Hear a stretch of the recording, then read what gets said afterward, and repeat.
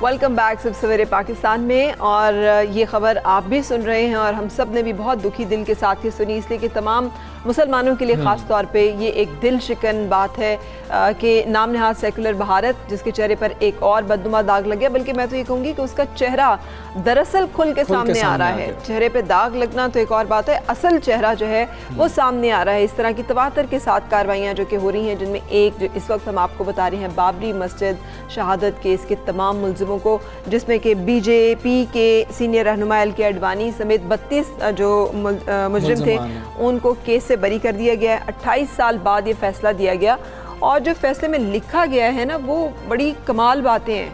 मतलब उसमें लिखा गया है कि बाबरी मस्जिद का वाक़या मनसूबाबंदी के तहत नहीं किया गया था। ये कहा गया था कि जो वीडियो है जो पूरी दुनिया ने देखी वो जाली है, ना काफ़ी ऑडियो और वीडियो शवाहिद है जिसकी बिना पर हम इन सारों को बरी कर रहे हैं। और वो जो वीडियो है उस पर हम जो है इन्हसार नहीं कर सकते। नेगेटिव चूँकि पेश नहीं किए जा सके तो इसलिए कोई ठोस सबूत है ही नहीं कि हमने साबित कर सकें कि ये वाक़या जो है ये मनसूबाबंदी के साथ हुआ। फरा आप देखें, ये 49 अफराद थे जिनके खिलाफ जो है ये मुकदमा दर्ज किया गया था और ये तकरीबन 3 दहाइयों, जिस तरह आपने 28 साल कहा, 17 जो मुल्ज़मान थे वो तो वैसे ही इंतकाल कर गए और जो बाकी बच गए थे उन सारों को बरी कर दिया गया। इस हवाले से ये बड़ी अजीब सी बात है। ये 2 केसेस थे। एक तो था कि बाबरी मस्जिद की जो ज़मीन थी उसकी मिल्कियत का केस था, जिसका पिछले साल फैसला आया था और वो ये आया था कि जी यहाँ पर राम मंदिर की तामीर होगी और उसका संगे बुनियाद भी फिर भारतीय वज़ीर आज़म ने रख दिया था। और ये भी कहा उन्होंने कि ये जो गवर्नमेंट बनी है मोदी सरकार की, ये बनी ही इस ग्राउंड पर है कि उन्होंने ये सारा वाक़या और ये राम मंदिर बनाना और ये तमाम पॉलिटिक्स जो की गई वहाँ इंतहा पसंदी की, मजहबी इंतहा पसंदी की और उसके साथ साथ हिंदुत्व का वो जो एक कॉन्सेप्ट है उनका, उसके ऊपर ही उन्होंने वोट लिए थे और उसी के ऊपर ही वो अपनी हुकूमत को चलाने की कोशिश भी कर। और मुसलमानों के लिए ये फैसला आया था जी इनको अल्टरनेट ज़मीन जो है वो कोई अलग ज़मीन दूसरी जगह पर दे दी जाएगी। और अब ये जो दूसरा फैसला है वो ये था कि जी कि बाबरी मस्जिद की शहादत का ये मामला था और शहादत के मामले के ऊपर भी तमाम जो मुल्ज़मान थे उनको बरी कर दिया गया है। और इसमें भारत के अंदर से बहुत ज़्यादा जो है इस पे रद्द-ए-अमल आ रहा है। 491 साला ये बाबरी मस्जिद है, इसका पहला जो तनाज़ा जो है वो सामने आया था 1853 में और उसी साल फसादात भी हुए थे। और उसके बाद फिर हिंदू राज जो है, जो बरतानवी राज है, उन्होंने बाड़ लगाकर 1859 में मंदिर और मस्जिद अलग अलग कर दिया था। और जब ये फैसला निकला, हम इफ्तिखार गिलानी साहब से भी बात करेंगे, एक बड़े नामवर जर्नलिस्ट और कॉलम निगार हैं। Thank you very much for joining us. Iftikhar Gilani साहब, कहिएगा कि लखनऊ की अदालत ने बाबरी मस्जिद केस में एल के अडवाणी जिस तरीके से और बाकी जो 32 दीगर जो मुल्ज़मान थे उनको बरी भी कर दिया है। अब आप क्या देखते हैं कि इस फैसले से भारत में रहने वाली अक़लियतों, ख़ास तौर पर मुसलमानों की बात की जाए, उनको क्या पैगाम दिया है अदालत ने? और ये भी बता दें, जो गुज़श्ता साल फैसला आया था नवंबर के अंदर, उससे ये फैसला कुछ मुख्तलिफ है या फिर वैसा ही फैसला? आपका बहुत बहुत शुक्रिया, आपने मुझे अपने प्रोग्राम में बुलाया है। मैं पिछले 27 सालों से जो है मैंने दिल्ली में सहाफ़त की है और सबसे अहम चीज़ ये है कि मैंने अपनी सहाफ़त का आगाज़ उस वक्त किया जब राम मंदिर की मूवमेंट अपने अरूज पर थी। जो एल के अडवाणी की जो उस वक्त जो रथ यात्रा थी, उसको मुझे याद है, मुझे पहली असाइनमेंट ही थी उसको कवर करने की। ठीक। तो इसके जो नवंबर में जो सुप्रीम कोर्ट का जो अजीब-ओ-गरीब फैसला जो आया था, जिसमें एक सीधा सादा सा एक मिल्कियती मामले को कोर्ट ने जो है अकीदे की बेसिस पर उसको तय किया, लेकिन उसमें और उस कोर्ट ने जो है सुप्रीम कोर्ट ने जो फैसला दिया, उसने उस वक्त हिंदू फरीक को भी ये ज़मीन नहीं दी, बल्कि कोर्ट ने कहा कि ये ज़मीन जो है हम राम लल्ला यानी भगवान राम को दे रहे हैं। और फिर खुद ही कोर्ट ने कहा कि भगवान राम चूँकि नाबालिग हैं और इसकी सरपरस्ती के लिए एक ट्रस्ट बनाया जाएगा और उस ट्रस्ट को ज़मीन सुपुर्द की जाएगी, जो बाद में की गई और ट्रस्ट भी बन दिया गया और बाकी चीज़ें जो आपने खुद अपने इंट्रोडक्शन में ही कही। लेकिन इस सुप्रीम कोर्ट के फैसले ने 3 अहम चीज़ें कही थी। वो 3 अहम चीज़ें ये थी, एक तो उसने कहा था कि 1949 में जब बाबरी मस्जिद की जो मेहराब के ऊपर जो मूर्ति रखी गई थी और उसके बाद जो है मस्जिद को शहीद किया गया था, ये दोनों मुजरिमाना फ़ैल थे, ये क्रिमिनलिटी थी। और इसके अलावा कोर्ट ने यह भी कहा कि इस मस्जिद के नीचे किसी भी मंदिर के बाक़ियात का कोई शवाहिद सामने नहीं आए। ये 3 अहम चीज़ें सुप्रीम कोर्ट ने अपनी ऑब्जर्वेशंस में, अपनी जजमेंट में कही थी। उससे एक उम्मीद बंध गई थी, उससे एक ऐसी उम्मीद बंध गई थी कि जो सेशन कोर्ट जो है खुसूसी ट्रायल जो हो रही थी लखनऊ में, उसमें जो है अब जो मुल्ज़मीन जो है, चूँकि सुप्रीम कोर्ट ने खुद कहा कि ये क्रिमिनल एक्ट है, लिहाजा उन जो मुल्ज़मीन जो उनको वाकई सज़ा मिल जाएगी। लेकिन इस सुप्रीम जो जिस तरह की जो अब जजमेंट अब आ गई है, इससे एक पूरे अदालती निज़ाम पर एक सवाल निशान अब खड़ा हो गया है कि जहां पर भी अगर कहीं आरएसएस, बीजेपी या इस तरह के लोग शामिल हो जाते हैं तो अदालतें भी जो है उसी तरह से जो अपने फैसलों को जो है फैसलों को दे रहे हैं। पिछले 28 सालों से ये ट्रायल चल रही थी और मैंने कई इसकी जो अदालत में जब ये ट्रायल चल रही थी, कई जो है पहले बरेली में चल रही थी, बरेली के बाद ये शिफ्ट हो गई थी लखनऊ, तो मैंने अटेंड भी की है, उसमें अटेंड भी की गई इस दौरान।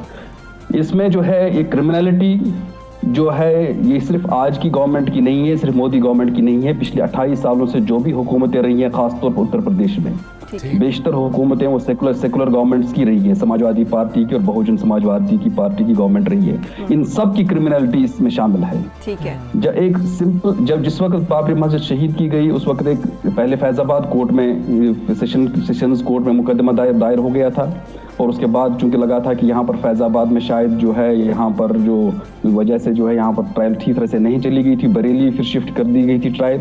एक मामूली सा एक नोटिफिकेशन देना था गवर्नमेंट को कि ये स्पेशल कोर्ट के सेटअप करने का, क्योंकि सीबीआई को केस दिया गया था सेंट्रल ब्यूरो ऑफ इन्वेस्टिगेशन को, उसके लिए एक स्पेशल कोर्ट बनानी थी, एक सिंपल सा नोटिफिकेशन। इस सिंपल से नोटिफिकेशन को 5 साल लग गए और ये सेकुलर गवर्नमेंट थी उस वक्त, समाजवादी पार्टी की और बहुजन समाज पार्टी की गवर्नमेंट थी। और उसके बाद तब तक 1998 में जो है बीजेपी की गवर्नमेंट आ गई थी बरसर इक़्तिदार, और उसमें एल.के. अडवाणी साहब डिप्टी प्राइम मिनिस्टर थे, नायब वजीर आजम थे और सेंट्रल ब्यूरो ऑफ इन्वेस्टिगेशन उन्हीं के अंदर था। अब कैसे ट्रायल हो जाती? फिर कई मुश्किल से जब हाई कोर्ट, क्योंकि हाई कोर्ट जो है मॉनिटर कर रहा था, हाई कोर्ट ने जो है खासी कान खींचे थे गवर्नमेंट के, वो नोटिफिकेशन जारी करवाई थी और उसके बाद जो है मॉनिटर करते करते जो है इसको जो है फिर बरेली से फिर लखनऊ लेकर गए थे। पहले बरेली में जब चल रही थी ट्रायल, मेरे खुद अपने कई दोस्त जो 1992 में इस वाक़े को कवर कर रहे थे वो प्रोसिक्यूशन के गवाह थे, विटनेसेस थे। उनकी क्या दुर्गत बन गई, उनकी क्या हालत बन गई थी। उनको दिल्ली से जाना पड़ता था, पहले लखनऊ से जाना पड़ता था बरेली में कोर्ट में पेश होना होता था, कोर्ट में अपनी हाजिरी लगा देते थे, फिर दिन भर उनको इंतजार करवाते थे, इंतजार करवाने के बाद उनको सिर्फ डेट दी जाती थी, उनको वहां से फिर वापस बेचारे दिल्ली पहुंचते थे अपने पूरा काम काज छोड़कर, फिर दिल्ली फिर वापस आ जाते, फिर दोबारा से सम्मन आ जाता था, फिर दोबारा पहुंच जाते थे। एक बहुत ही एक वाकया सुनाता हूँ आपको, बहुत ही दिलचस्प वाकया है। मेरे एक दोस्त जो एक फोटोग्राफर थे, उस वक्त उन्होंने उस वक्त फोटो खींच रहे 1992 में, उस वक्त जो बाबरी मस्जिद की वो प्रोसिक्यूशन के विटनेस थे, वो जब दिल्ली से गए एक बार कोर्ट में अब गवाही देने के लिए, अब उनको अब उस वक्त जो है गवाह के कटहरे में उनको खड़ा कर दिया गया, तो एक वकील आ गया, उसने उनको कान में गाली दे दी, माँ बहन की गाली दे दी। जाहिर सी बात है वो मुश्तइल हो गए, तो उन्होंने जज से कहा, जज साहब ये क्या हो रहा है कोर्ट में, यहाँ पर मुझे गाली दी जा रही है। उनका कौन गाली दे रहा है? उनका ये वकील गाली दे रहा है। अच्छा ठीक है, एप्लीकेशन लगा दो, इसने गाली दे दी आपको, एप्लीकेशन लगा दी। तो जज ने कहा कि पहले आप इस पर सुनवाई होगी कि आपको गाली किसने दी, फिर उसके बाद फिर आपकी गवाही दी जाएगी। ठीक है सर, ये आपने बताया जो सब कुछ चलता रहा।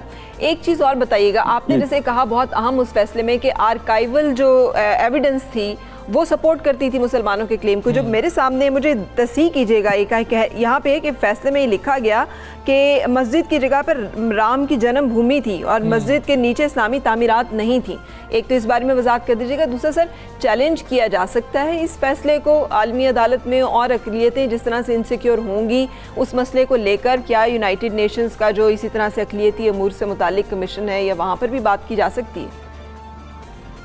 एक तो जो आप कह रही हैं, सुप्रीम कोर्ट ने ये चीज़ क्लियर कर दी है कि इस मस्जिद के नीचे किसी मंदिर के बाक़ियात नहीं मिले। मस्जिद से पहले उसके नीचे कोई बाक़ियात नहीं मिले हैं। वैसे भी जो है कि ह्यूमन सेटलमेंट के हिसाब से भी आर्काइवल इंडिया में जो भगवान राम का जो पीरियड बताया जा रहा है 10 लाख साल पहले इसी गैंजेस प्लेन्स में कोई बस्तियां थी ही नहीं, जो अब बताया जा रहा है। उसके बाद से कुछ जाहिर सी बात है, कहीं पर भी आपका स्टूडियो जहाँ पर है उसके नीचे कुछ न कुछ तो 1000 साल पहले, 2000 साल पहले, 5000 साल पे कुछ न कुछ तो रहा ही होगा वहां पर।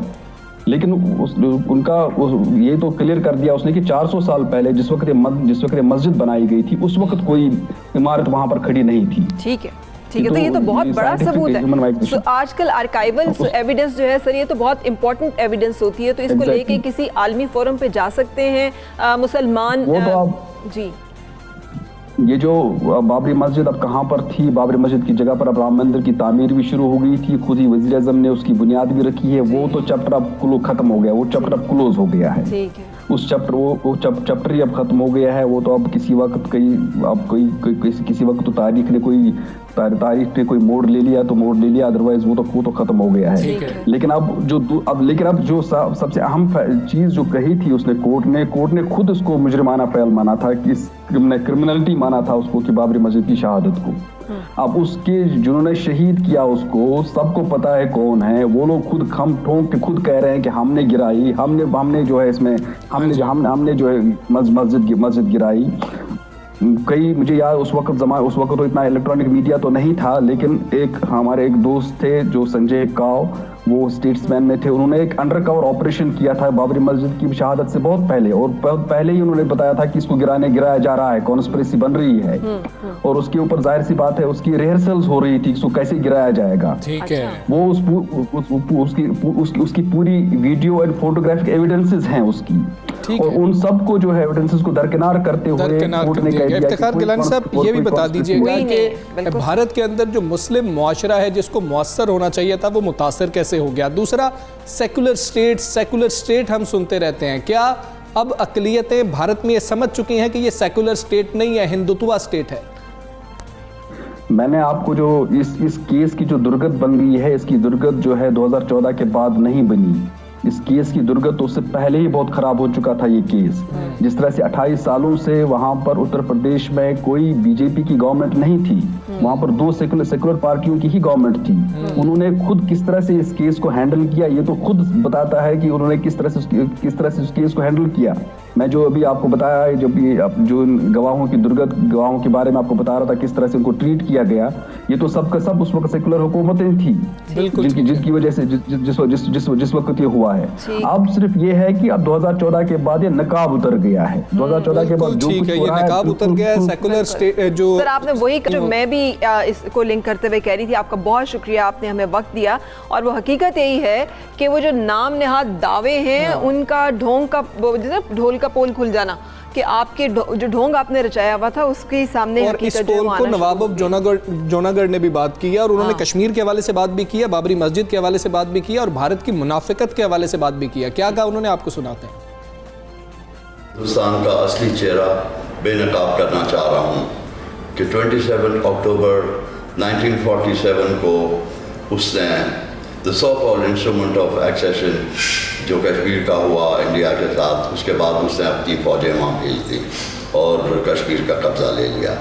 उसके 13 दिन के बाद 9 नवंबर को उसने रियासत जूनागढ़ का भी कब्ज़ा ले लिया अपनी फौजें भेज के, जो कि उसने बिल्कुल जो इंस्ट्रूमेंट ऑफ एक्सेशन हुआ था पाकिस्तान के साथ रियासत जूनागढ़ का, उसकी बिल्कुल उसने खिलाफ वर्जी करी और उसने सारे जो सेंटलमेंट्स थे उसको रोन डाला। अगर जो हिंदुस्तान इतना ही रेफरेंडम में यकीन रखता है तो फिर कश्मीर के अंदर क्यों नहीं करवा देता रेफरेंडम, जबकि यूनाइटेड नेशंस ऑर्गेनाइजेशन की कितनी करारदादें भी आ चुकी हैं कि वहाँ रेफरेंडम करवाना चाहिए। और जब जूनागढ़ के अंदर इन्हें रेफरेंडम करवाया हिंदुस्तान ने, तो वहाँ हिंदुस्तान की फ़ौजों ने उस वक्त पूरे जूनागढ़ को घेरा डाल रखा था, तो वहाँ उनको कोई under the auspices of United Nations करवाना था, तो उन्हें कोई इस तरह का इक़दाम नहीं करा। बिल्कुल ठीक है। वो देखें, यही बात हो रही है कि उधर आप रेफरेंडम करवाने को तैयार थे क्योंकि हिंदू जो थी अक्सरियत थी, उधर आप तैयार नहीं है कश्मीर में क्योंकि हिंदू अक़लियत में है। तो ये जो दोहरा मयार है, मुनाफिकाना एक पर्दा था, नकाब था, वो उतर चुका है और अब भारत के अंदर से जो आवाज़ें उठ रही हैं वो बहुत आम। लेकिन अब जो भारत कश्मीर में कोशिश कर रहा है ना कि आबादी का तनासुब चेंज करे, जिस तरह से नकल मकानी की जा रही है हिंदुओं की और उन्हें वहाँ पर आबाद किया जा रहा है, ये वो एफर्ट्स हैं जिसको कि हमें अंडरस्टैंड करने की ज़रूरत है कि इतना जो स्कीम जो की जाती है इस तरह के मामलात में, वो अब यहाँ पर कश्मीर में भी की जा रही है। एक और अहम मामले की तरफ हम चलेंगे हमजा, और ये हम सब की सिक्योरिटी से मुताल्लिक है। हम सब जानते हैं कि अभी पिछले दिनों कराची में एक ऐसा हादसा हो चुका है। और मतलब ये ऐसी एक परेशानी की बात है, जब ये खबर सामने आती है तो हर बंदा इनसिक्योर हो जाता है जिसने फ्लाई करना होता है। ये परिंदों से टकराने के वाक़यात हैं जिसमें इजाफा हो रहा है, जिससे ख़तरे की घंटी बजा दी है।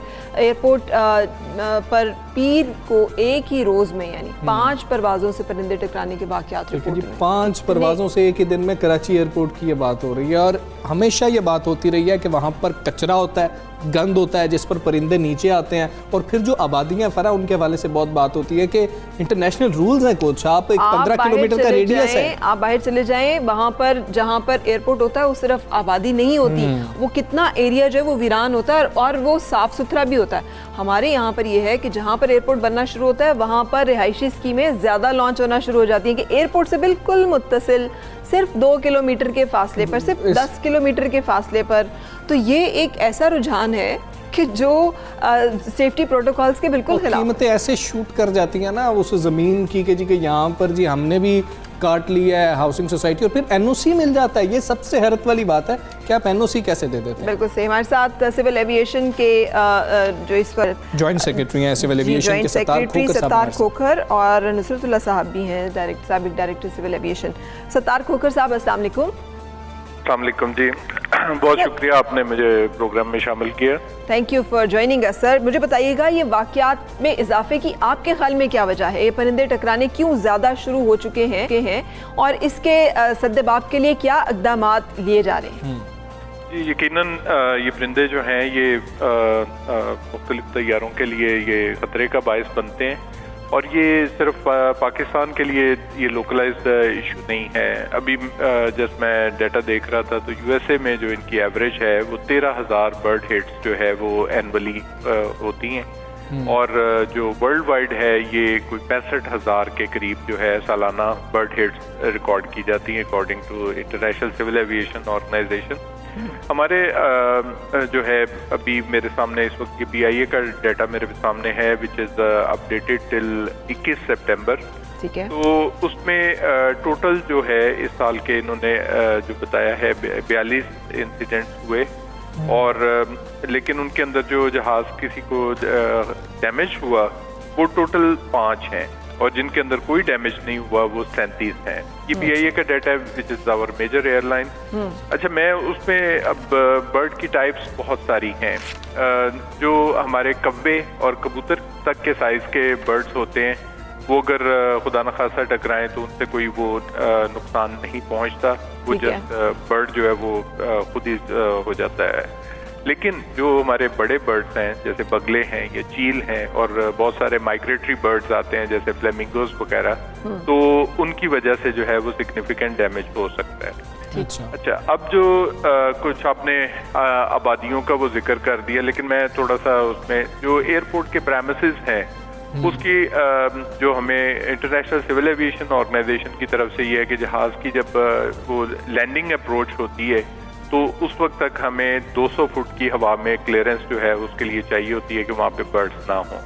अगेन जब जहाज टेक ऑफ करके जहाज के एयरपोर्ट की हदूद से निकलता है तो उस वक्त वो 500 फुट की क्लियरेंस जो है वो रिक्वायर्ड होती है। अब ये आमतौर पे जो कॉमन बर्ड्स हैं वो इसी रेंज में रहते हैं, लेकिन अगर वो देखा जाए तो रिकॉर्ड जो है वो एग्जिस्ट करता है कि इवन ये बर्ड 30,000 फीट तक की हाइट पे ये मौजूद होते हैं। बहरहाल हम तो वो एक्सट्रीम केसेस की तरफ नहीं जा रहे, हम तो ये देख रहे हैं कि जो हमारा जो सवाल है वो ये है कि क्या पाकिस्तान में हमने देखा है कि आबादियों के बिल्कुल दरमियान में एयरपोर्ट होते हैं। अगर एयरपोर्ट बाहर मुंतकिल भी किया गया, इस्लामाबाद एयरपोर्ट की मैं बात करूँ तो उसके इर्द गिर्द इतनी मशरूम ग्रोथ एकदम से आबादियों की हो जाती है, फिर वहाँ पे जाहिर है वो लोग कूड़ा भी फेंकते हैं, उस पर परिंदे भी आते हैं। क्या ये वजूहात हैं? और अगर ये वजूहात हैं तो फिर इसके बारे में क्यों नहीं मेजर्स जो है वो लिए जाते हैं? कैसे दे दिया जाता है और क्या वो कितना वो रेडियस है जो कानून के मुताबिक है?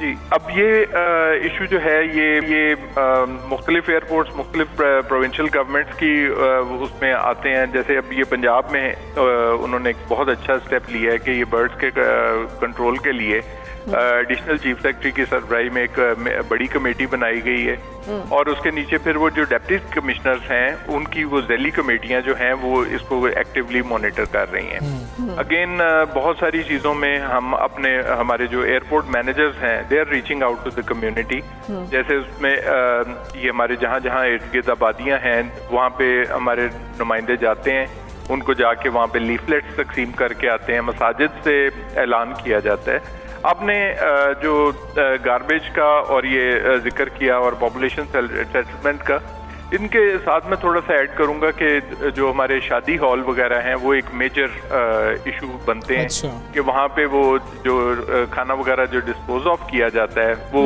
बहुत सारे बर्ड्स को अट्रैक्ट करता है। ठीक है। अगेन इस साल में जो ये किया गया, अब ईद के मौके पे जो जानवरों की आलाइशें हैं उनको अच्छे तरीके से जो अगर डिस्पोज ऑफ किया जाए तो कोई खतरा नहीं है, लेकिन उसमें ये होता है कि ये आलाइशों के ऊपर जो है ना ये चूहे भी आते हैं, आपके दूसरे कीड़े भी आते हैं। सर आप साथ रहिएगा, हमने गुफ्तगू में शामिल करना है नुसरतुल्लाह साहब को भी, साबिक डायरेक्टर सिविल एविएशन।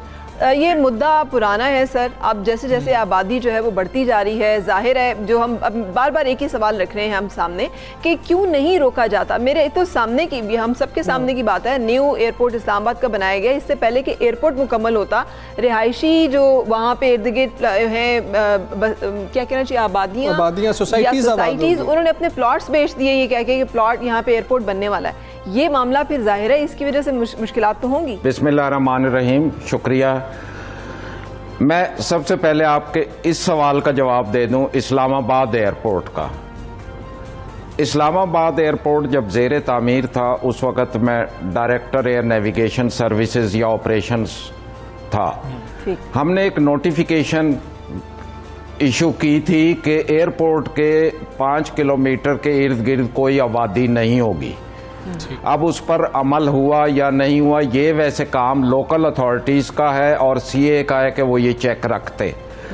ये की भी इसीलिए गई थी कि फ़्लाइट सेफ्टी और दूसरी चीज़ों को मद्देनज़र रखते हुए। अब मैं आपसे इजाज़त दें तो बर्ड स्ट्राइक्स की तरफ आ जाता हूं। जी सर। जी।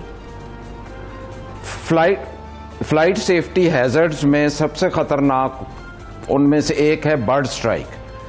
बर्ड स्ट्राइक के लिए सिविल एविएशन के रूल 71, मैं कोट कर रहा हूं रूल नंबर 71, वो बड़ा क्लियरली कहता है कि रनवे के टेक ऑफ और लैंडिंग पाथ के 10 किलोमीटर्स में कोई स्लॉटर हाउस, कोई स्किन ड्राइंग टेनरीज, रेस्टोरेंट्स और ये जो चीज़ें होंगी इनको पाबंद किया जाएगा कि ये कोई चीज़ ओपन में ना फेंकें। अगर फेंकते हैं तो उसके लिए नोटिसेस इशू होते हैं, उसके लिए सज़ा है 6 महीने तक या जुर्माना है 10,000 रुपये तक। ठीक है। अब मुझे नहीं मालूम कितनी अथॉरिटीज़ इस पर अमल कर रही हैं। अगर सज़ा और जज़ा का निज़ाम कायम हो जाए तो मेरा ख्याल है ये कंट्रोल हो जाएगा। किस अथॉरिटी ने इस रूल को इम्प्लीमेंट करना होता है? इम्प्लीमेंटेशन की जिम्मेदारी किसकी है? रूल तो सिविल एविएशन अथॉरिटी का है, तो इम्प्लीमेंट किसी और अथॉरिटी ने करना है। जो 71 रूल में लिखा हुआ है वो ये है कि एयरपोर्ट मैनेजर्स को पावर्स डीजी ने डेलीगेट की हैं। ठीक है। वो इनको नोटिसेस इशू करेंगे, सर्टन पीरियड में वो इन पर अमल करें, नहीं तो इन्हीं के पास पावर्स हैं कि उनको 10,000 रुपये तक जुर्माना या 6 महीने तक की सजा दी जाए, जहां एयरपोर्ट मैनेजर्स के पास मैजिस्ट्रियल पावर्स हैं। ठीक है, बिल्कुल सही। अगर आप इजाज़त दें तो हम यही ज़रा क्रॉस वेरीफाई कर लेते हैं कि ये इस रूल पे अमल दरामद हो रहा है। सत्तार खोखर साहब, ये जैसे हमें बता रहे हैं नुसरत साहब, ये रूल 71, तो इसके तहत कोई कार्रवाई अमल में लाई गई? लाहौर एयरपोर्ट के इर्द गिर्द कराची जहाँ पे वाक़यात हुए हैं कुछ किया गया? देखिए, जो एयरपोर्ट के हदूद के बाहर जुर्माना या इस तरह की चीज़ें जो हैं ये तो मेरे नॉलेज में नहीं कि ऐसा कोई या किसी को अरेस्ट करने का ये मुझे नहीं पता, लेकिन as I mentioned earlier we are reaching out to the community. हम उनको, हमारे लोग जाकर लोगों से रब्ता कर रहे हैं और उन्होंने इफेक्टिवली, और मैं आपको स्पेशली इस साल का मैं बता दूं कि रेनी सीजन हमारा स्पेशली वल्नरेबल होता है और उसी के अंदर ही हमारा जो बकर ईद का वो था वो भी उसी दौरान आ गया, जिसकी वजह से हम एंटिसिपेट कर रहे थे कि बहुत ही सीरियस सिचुएशन हो जाएगी, लेकिन अल्हम्दुलिल्लाह उसमें एक शेर है सर, यूं अर्जो तलब से कब पत्थर दिल पानी होते हैं, तुम लाख रजा की खू डालो कब कुएं सितमगर जाती है। तो सर समझाने से ये मामला अब कहाँ हल होने हैं? और लोग तो हुकूमत से मदद नहीं मांगी आपने इसमें कि हुकूमत आपकी कुछ मदद करती है? लोग कैसे समझेंगे? लोग तो अपने लिए हेलमेट नहीं पहनते, लोग तो इशारा काट जाते हैं वार्डन ना खड़ा हो।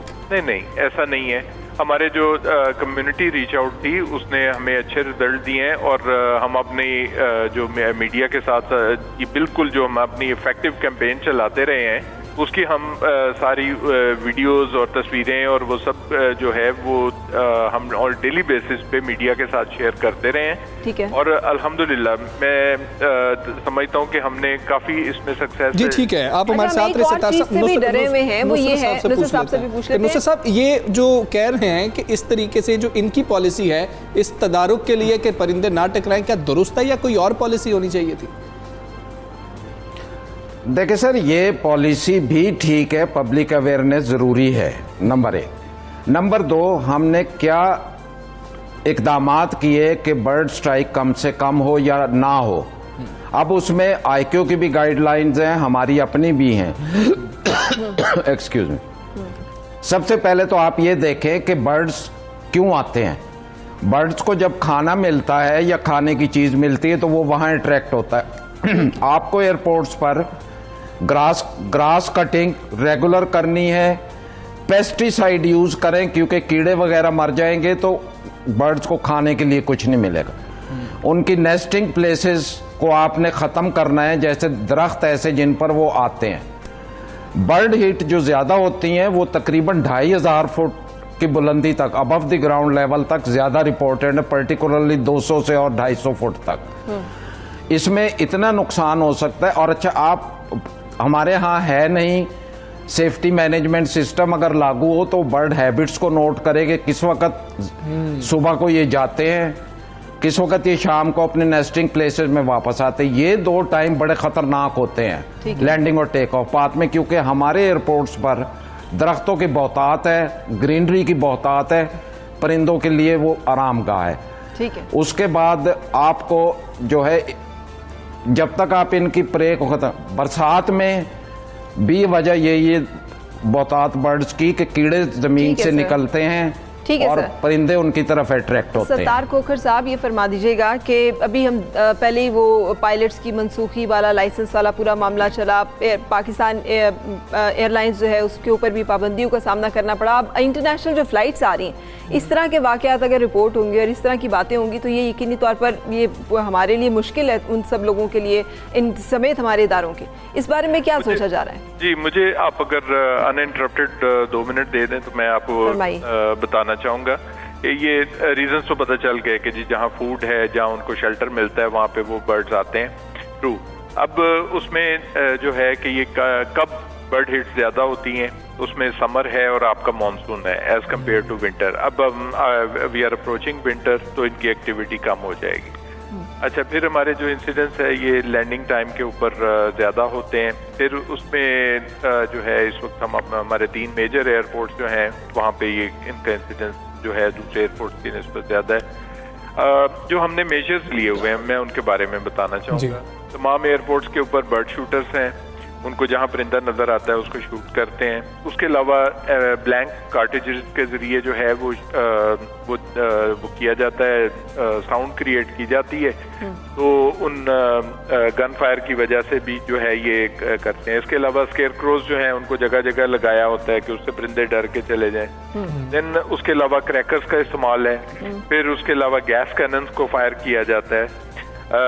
मैंने आपको पब्लिक अवेयरनेस कैंपेन का पहले बता दिया। एंड जो इन्होंने नसरतुल्लाह साहब ने कहा स्प्रे का, तो उसमें केमिकल्स, पेस्टिसाइड्स, इंसेक्टिसाइड्स ये रेगुलरली स्प्रे हो रहे हैं। ठीक। अच्छा, उसके अलावा हमें कुछ वो सजेशन मिल रही है जी कि वो सोनिक जो इनका बर्ड रिपेलेंट सिस्टम है उसको हम उसको भी देख रहे हैं आइंदा के लिए। अब एक जो मेजर जो हम 2 चीज़ों को इस वक्त कंसिडर कर रहे हैं कि उन ऑप्शंस को, वो एक बर्ड कोलिजन अवॉइडेंस सिस्टम, जिसके तहत ये होता है कि कैमरास लगे होते हैं और ये कॉन्टिन्यूसली ये स्कैन करते रहते हैं कि कहीं पे इनको बर्ड एक्टिविटी नजर आती है और ये बर्ड को डिटेक्ट करते हैं और उसके लिए उसी वक्त जो है उसके लिए रिपेलेंट साउंड्स जो हैं वो लाउड और इनकी वो जो पर्टिकुलर उस बर्ड स्पीशीज को जो वो सुन सके उस तरह की वो साउंड उसके लिए की जाती है, उसको स्केयर किया जाता है। एक और जो हम इस वक्त सिस्टम देख रहे हैं वो सर, अगर ये सारे सिस्टम इतनी अच्छी तरह से हो रहे हैं तो एक ही दिन में ये 5 वाकयात रिपोर्ट होना, सर ये अलार्मिंग नहीं है?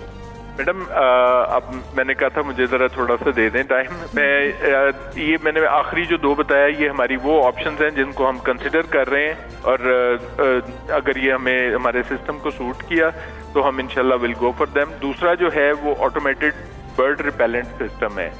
इसके तहत ये है कि जो आपके वल्नरेबल एरियाज होते हैं रनवे के साइड्स पे और इधर उधर, और एयरपोर्ट का आपको पता है बहुत वसी एरिया है, तो वहाँ पे ये लेजर के जरिए कॉन्टिन्यूसली स्कैनिंग होती रहती है।